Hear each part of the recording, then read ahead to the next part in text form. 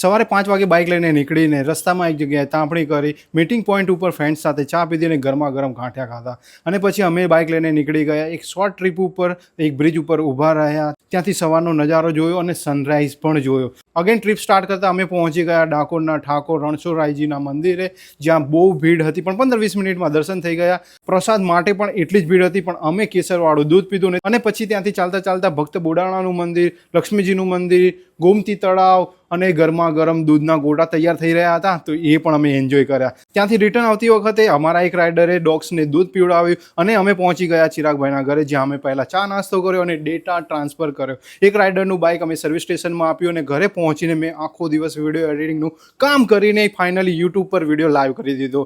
રાત્રે રેડી થઈને બાઇક લઈને રિવરફ્રન્ટ રોડથી હું પહોંચી ગયો કાંકરિયા કાર્નિવલ, જ્યાં બહુ બધી ઇવેન્ટ્સ ચાલી રહી હતી. અમેઝિંગ લાઇટિંગ હતું, ત્યાં મેં બહુ એન્જોય કર્યો અને રિટર્ન આવીને રાત્રે 11:15 વાગે હું મારા ડોટરને સાન્તા ક્લોઝને મળવા માટે લઈ ગયો. સો આવો દિવસ રહ્યો હતો, એકદમ power pack. So that's it. તમારો ફ્રેન્ડ મેહુલ સોલંકી. તમને મળશે નેક્સ્ટ વ્લોગમાં. ત્યાં સુધી બાય બાય.